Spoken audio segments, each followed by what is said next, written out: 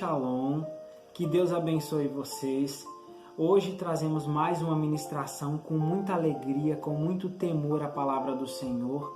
E hoje nós vamos falar sobre 3 temas em uma única palavra. Em Gênesis 32, no verso 27, diz o seguinte: Aí o homem perguntou: Como você se chama? Jacó, respondeu ele. Então o homem disse: O seu nome não será mais Jacó. Você lutou com Deus e com os homens e venceu. Por isso o seu nome será Israel. Agora diga-me o seu nome, pediu Jacó. O homem respondeu: Por que você quer saber o meu nome? E ele ali abençoou Jacó. Então disse Jacó: Eu vi Deus face a face, mas ainda estou vivo. Por isso ele pôs naquele lugar o nome de Peniel. O sol nasceu quando Jacó estava saindo de Peniel, e ele ia mancando por causa do golpe que havia levado na coxa. Até hoje, os descendentes de Israel não comem o músculo que fica na junta da coxa, pois foi nessa parte do corpo que ele recebeu o golpe.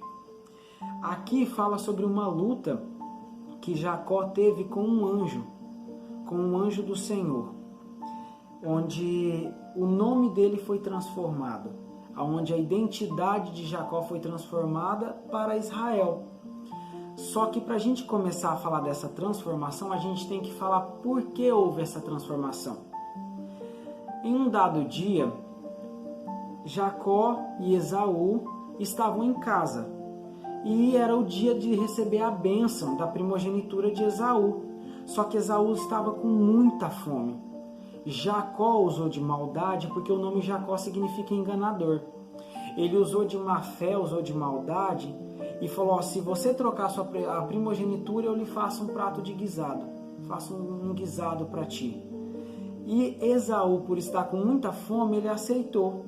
Esaú focou no problema dele de agora, que era a fome, não na bênção que seria geracional, naquilo que mudaria a história. Não, ele focou na fome. Ele focou no problema que ele estava tendo agora e vendeu a primogenitura. Aí a Bíblia também nos diz o quê? Diz que com a ajuda da mãe eles se montaram, né? Jacó ficou com uma túnica com o cheiro de Esaú, fez todo um molde para que Isaac fosse enganado e achasse mesmo que era Esaú diante dele para abençoar. Então Jacó foi abençoado no lugar de Esaú. Só que nesse exato momento, após isso, aliás, Jacó foge. Ele foge dali com medo de Esaú por causa disso. Só que ele foge e acontece toda a história. Muitas vezes a gente quer uma bênção de Deus, só que a gente não quer a responsabilidade que aquela bênção requer. Jacó recebeu a bênção no lugar de Esaú, não recebeu? Que era a bênção da primogenitura. Ele vendeu isso a troco de um prato de guisado. Só que ele não lembrava da responsabilidade que traria após ele tomar posse dessa bênção. Ele trabalhou 7 anos para receber a primeira mulher. O seu tio simplesmente roubou essa ideia de que ele teria Raquel. Então ele teve Lia. Ele foi enganado por Labão. Teve que trabalhar mais 7 anos para conseguir Raquel. E mesmo após esses 14 anos, Labão ainda tentou comprar ele com aumento de salário, com divisão de animais. Labão tentou de todas as formas prender ele ali, porque Labão teve um entendimento de que ele só estava sendo abençoado porque Jacó estava lá. Porque era a presença de Deus através da vida de Jacó que abençoava ele. Então, ou seja, tudo decorreu daquela bênção da primogenitura. Só que tudo aconteceu com Jacó também a partir disso. A responsabilidade dele foi grande. Só que, passamos da parte da bênção e chegou o renascimento. Depois que Jacó conseguiu multiplicar as ovelhas, conseguiu juntar muitas coisas, Labão roubou ele. Tentou boicotar ele: olha, eu vou querer dessas mais puras e você fica com as malhadas. Quando as malhadas começaram a render mais, Labão quis.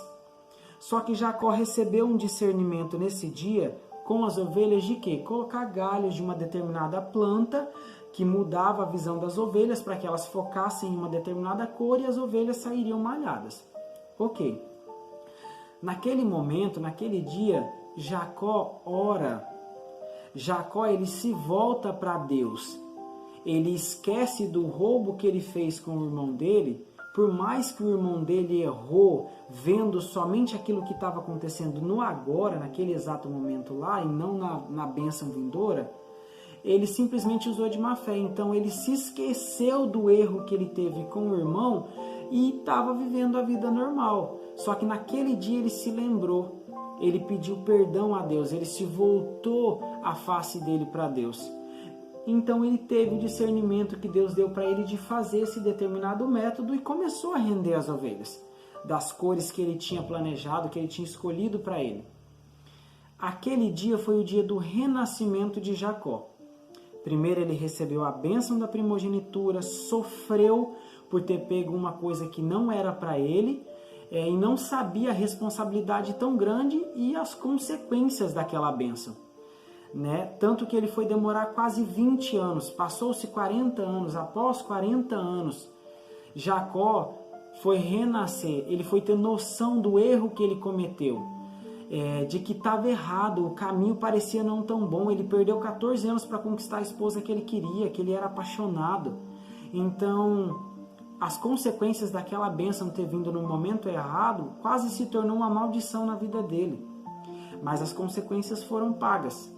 Ele recebeu a bênção, ele renasceu, só que chegou à fase final, que é o que o versículo nos diz. Ele foi transformado. A parte interior de Jacó foi transformada, que foi o renascimento. Ele pediu perdão para Deus, ele buscou o Senhor pedindo ajuda e ele renasceu. Ali voltou a ser o Jacó que buscava a face de Deus. Só que ele precisava ser transformado, não só renascer. O interior dele já tinha sido renascido, mas agora estava na hora de Deus transformar a identidade dele. Jacó significa enganador. Israel significa o quê? Que prevaleça Deus, que prevaleça a vontade de Deus. Então, naquele exato momento, Jacó passava a ser Israel. A história não fala de muitos outros profetas, da descendência deles, que diz o quê? O Deus de Abraão, o Deus de Isaac e o Deus de Jacó. A história era para ser o Deus de Abraão, o Deus de Isaac e o Deus de Esaú. Mas por causa dessa falha de Esaú e da má fé de Jacó, acabou se tornando Abraão, Isaac e Jacó. Então, ou seja, a história a partir daquele momento se tornou outra, porque Deus tinha um propósito na vida de Jacó. Então passou-se todo esse tempo, a bênção, o renascimento e a transformação, até chegar naquele momento em que Israel era propriamente dito Israel e não mais Jacó. Só que ainda faltava algo. Faltava ele pedir perdão para o irmão. Faltava ele voltar lá onde ele se desviou do caminho para continuar pleno naquilo que Deus deu. Às vezes você pode já ter tomado posse de uma bênção muito grande que o Senhor te deu, mas você não tem a plenitude daquela bênção. Você não se sente pleno, você não se sente satisfeito, completo com aquilo que Deus já te abençoou. Traga na sua memória às vezes aquilo que você pode ter esquecido lá atrás, que você pode ter esquecido de pedir perdão, de algum erro que você fez, ou de uma forma de má fé, que você conseguiu chegar até o local que você quis dizer como bênção do Senhor na tua vida. Às vezes algo que você fez pode não ter agradado o coração de Deus e você se esqueceu. E hoje em dia reclama no sentido assim, oh Deus, mas eu recebi a bênção, mas eu não tenho paz. Ou nossa, parece que essa bênção, ao invés de ser bênção na minha vida, virou uma maldição. Será que você já tem maturidade suficiente para administrar uma bênção que Deus deu para a tua vida? Será que realmente foi de modo santo, de modo real e concreto com a palavra de Deus que você chegou até essa bênção? Será que realmente você está pleno, você está limpo, de mente sã e tranquila, que você chegou nessa bênção limpo? Então Deus fez o quê? tocou no coração de Israel para quê? Para que ele pedisse perdão a Esaú. A história dele não estava completa ali. A história só seria completa com ele pedindo perdão para o irmão. Só que a memória de Israel estava tão focada no erro do passado que Israel pensava que Esaú iria matá-lo, que Esaú ainda estava com raiva dele. Ou seja, o erro que Israel cometeu quando ele ainda era Jacó prendia ele até mesmo depois dele já ser abençoado, renascido e transformado. Então vocês vejam o quanto um erro, o quanto algo que a gente possa fazer de má fé pode nos trazer consequência mesmo depois de toda a transformação na nossa vida. A lei da semeadura é infalível. Aquilo que você planta, você colhe. E você colhe aqui, na terra, nessa vida. Não é depois. Então, ou seja, Israel planejou todo um cenário. Dividiu animais, dividiu as pessoas. Tudo pelo fato de quê? Medo. O medo do pecado que ele cometeu quando ele era Jacó ainda perseguia ele mesmo depois de todo o processo de bênção, renascimento e transformação. Só que chegou o dia, mas Esaú já era outro. Esaú tinha outra visão. Não era a visão que Israel tinha do erro que ele cometeu quando era Jacó. Esaú tinha uma visão de reino, uma visão nova, que era o quê? Ele estava sentindo falta do irmão. Ele queria trazer o irmão de volta para a realidade dele, de volta para o reino. Tanto que a Bíblia nos relata que quando eles se encontraram, Jacó se prostrou no chão com medo e disse: o seu servo. Ele não disse: olha, o seu irmão está aqui te pedindo perdão. Ele está falando do seu servo. Ele trata Esaú como patrão. Para vocês verem o tanto que ele literalmente se redimiu, ele se humilhou para poder pedir perdão para Esaú. Porque a cabeça dele ainda estava no erro, mesmo após todo o processo. Só que eles se abraçam, eles choram e Esaú faz o quê? Olha, vem pra gente, volta, entende? Então, ou seja, tudo na vida, Deus tem um propósito. Deus permite que certas coisas aconteçam na nossa vida porque Ele é justo. Se a gente der liberdade, se a gente der brecha para o inimigo agir, o inimigo vai estar com liberdade. Porque Deus é justo. Deus não pode falar assim: não, mas ele errou, mas eu não quero que ele pague. Deus pode? Pode, porque ele é Deus, ele pode tudo. Só que Deus é justo. A justiça de Deus não pode ser corrompida. Então, por isso que Jacó passou por tudo isso. Ele tomou algo que não era dele, só que ele pagou por isso, ele colheu as consequências disso. Mesmo depois de todo o processo que ele passou de bênção, renascimento e transformação. Então, que nós possamos ter sabedoria, termos discernimento, termos convicção na palavra de Deus, de ter uma conduta reta, de ter uma conduta certa diante do Senhor. E de sermos pessoas que vão buscar ter integridade, ter caráter, o caráter de Cristo. Aquilo que não é meu não me pertence. Aquilo que Deus tem para a minha vida, sim, é meu. Então, que a gente tenha o cuidado e o zelo de sempre olhar para aquilo que Deus nos deu, independente das circunstâncias que estão no momento, e jamais abrir mão daquilo. Continuarmos firmes naquilo que o Senhor tem para nós.